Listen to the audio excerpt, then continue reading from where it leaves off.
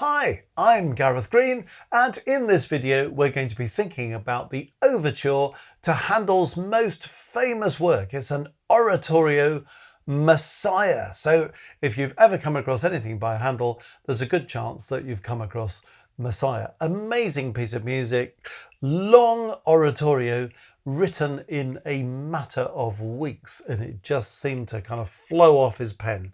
So remarkable piece of music. And we're going to have a look at the overture, which is the very first thing that happens. This overture has got this title symphony at the beginning, but it's an overture. So Handel was really an opera composer. He wrote lots of very successful operas. They begin with overtures. Then he gets into writing oratorios, which are very similar to operas, but we don't have all the acting on stage going on.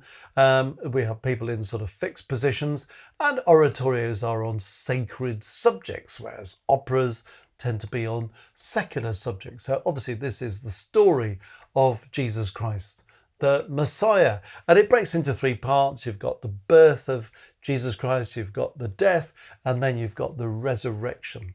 Those are the three parts, and the whole work opens with this overture, which is a French overture. Now there are two kinds of overtures. There's a French overture and there's the Italian overture. The Italian overture basically goes fast, slow, fast, and the French overture goes slow, fast, and sometimes finishes with something slow at the end.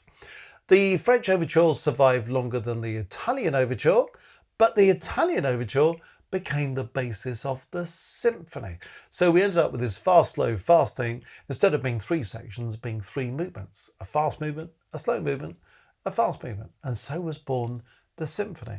The French overture, as I say, didn't kind of go on and develop in that way, but lasted longer as an overture. Let's get to the music. What's happening at the beginning?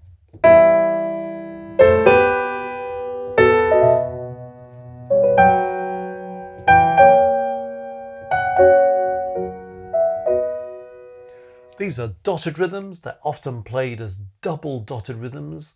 That was often a Baroque style thing, but it makes it more dramatic as well. And you can see what we've got. We've got a kind of string section over here. You see these violins and violas here. We've got a basso continuo, so that's the organ, or sometimes the harpsichord, and the keyboard player would be playing this bass line but also filling in the chords. And then we've got two oboes up here and two bassoons. So that's the kind of scale of the orchestra for this overture. And we start on a chord of E minor, and then quite solemnly everybody works together, the same rhythm, very homophonic with this. And then we go to a dominant chord, and that's often ornamented, that note at the top. And then we're going to go to here, and what you find you've got here is a diminished seventh chord. So a bit of drama going on there to the dominant of the dominant. So you see you get chord 5 of B major, and then you go to a chord of B major, but the chord of B major is the dominant chord of E minor. So here we are, we're only in the fourth bar of the fourth measure, and already the key's moving. And then Handel does something wonderfully dramatic. He then goes to a G major chord. It's kind of, oh, hang on, I thought we were in E minor, and now we're in G major. Not a massive shock, because G major is the relative major of E minor, so that's fine. But it comes across as quite a surprise after these B major chords that suddenly we've got a G major chord. B major chord's got a D sharp in it. G major chord's got a D natural in it. So you realise that Handel has all this experience on the stage as a writer of operas, and he transfers this drama to the oratorio. So nobody's singing anything, we're not hearing any words or anything, but already the drama is at play. And then he modulates to D major at that point. So lots of key movements. Then we have a chord of B minor.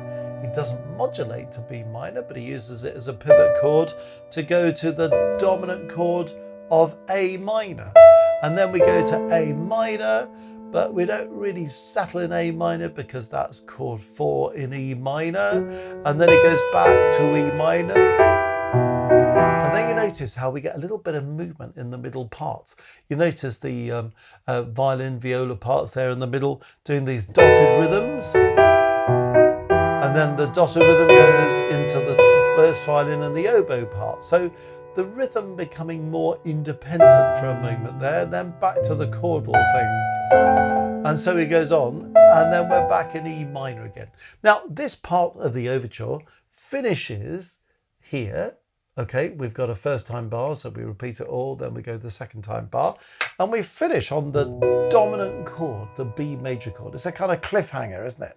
It's sort of saying, well, that's the end of something, but it's not the end of the piece. So we've got this dominant chord. It kind of wants to resolve to the tonic chord of E minor, but that is the end of the opening slow section of this French overture. So French overture begins with a slow section, featuring dotted rhythms, and you can see and hear how those dotted rhythms go. We then go into a faster section, which is exactly what happens here, allegro moderato, and we have this fugal idea. So here's a kind of fugue subject.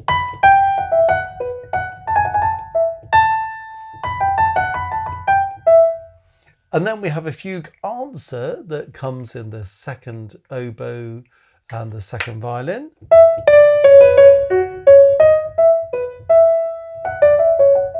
So that's the same thing, but at a different pitch. So that's how a fugue works. And then guess what? We get a third entry down here in the bass line, and you get it in the bassoon as well.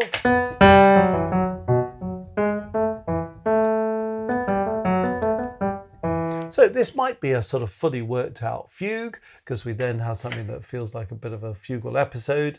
And then we have a sort of new entry in G major.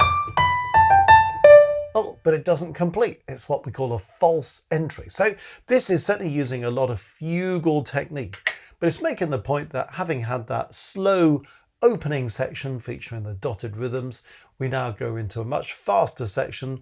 It's much more contrapuntal. You've got all these different melodic lines all interweaving, and this one happens to be very fugal in its design.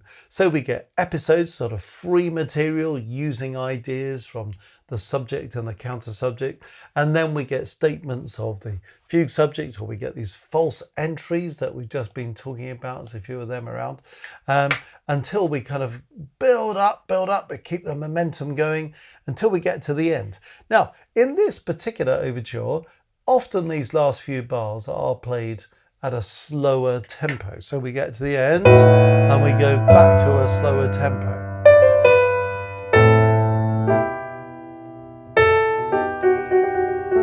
And there's a sort of reference back to that rather more serious opening section, some of the dotted rhythms kind of creeping back in as well.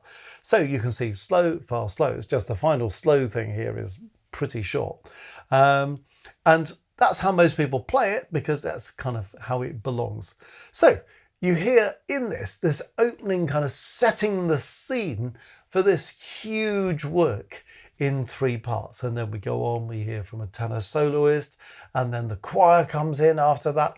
And so the whole of the first part of Messiah continues to unfold. But that's just a short kind of burst of what happens in the overture, what sets the scene for this huge oratorio by Handel, his most famous piece. And what is a French overture?